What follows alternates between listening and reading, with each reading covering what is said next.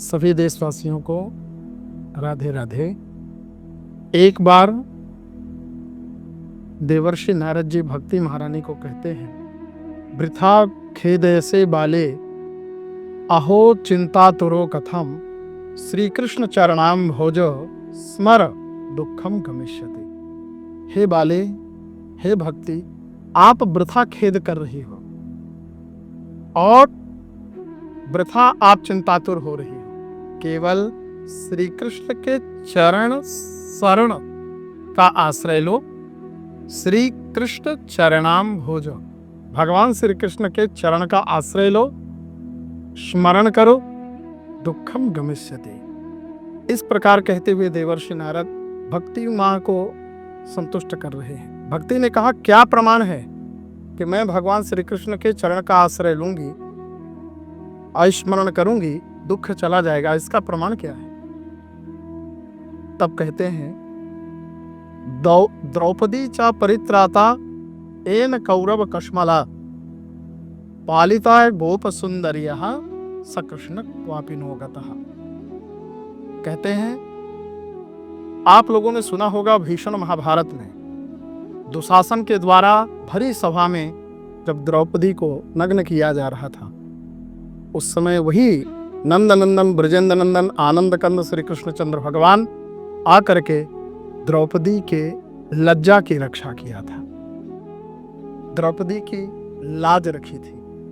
दूसरा प्रमाण, L Kaurava कस्मलात, L कृष्णेन कौरव कस्मलात, कौरवों के पाप से भगवान श्री कृष्ण ने पांडवों की रक्षा किया था।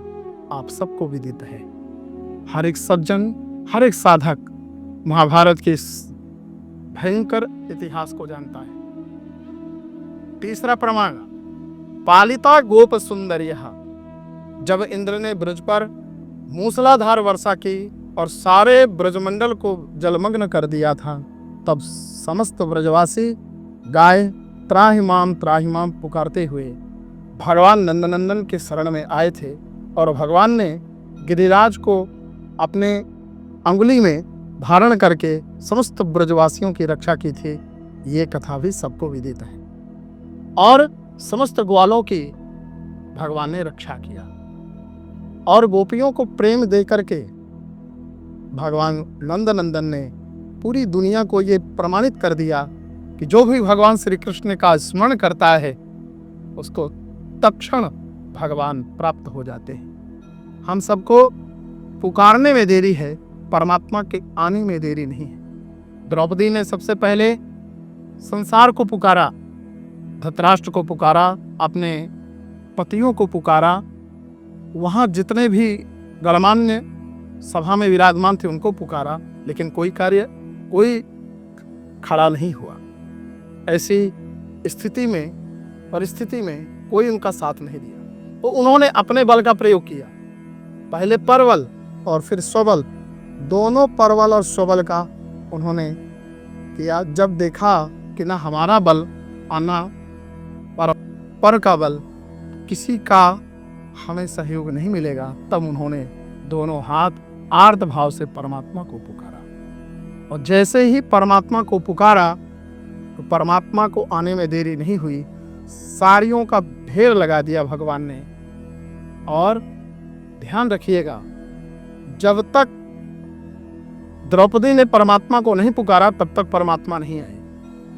हमारी पुकार में देरी हो सकती है, परमात्मा के को आने में देरी नहीं। इसलिए हम सबको नारद जी के इस उपदेश से ये शिक्षा लेनी चाहिए कि जब भक्ति को नारद जी उपदेश कर रहे हैं कि श्री कृष्ण के चरण का आप लोग सब लोग युगल पादारविंद का आश्रय लीजिए, उसी से हम सबका कल्याण होगा, उसी से हमारे सब पूरे संसार के लोगों का जो दुख है, कौन व्यक्ति है जो दुखी नहीं, कोई तन दुखी, कोई मन दुखी, कोई धन भी न रहत उदास, थोड़े थोड़े सब दुखी, सुखी राम के दास।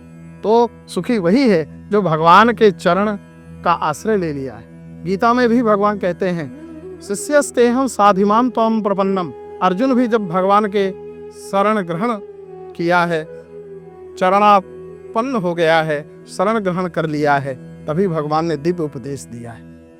इसलिए हम सब साधकों को, उपासकों को, रसिकों को, भावुकों को भगवान नंदनंदन ब्रजेंद्र नंदन आनंद कंद श्री कृष्णचंद्र भगवान के चरण का आश्रय लेना चाहिए।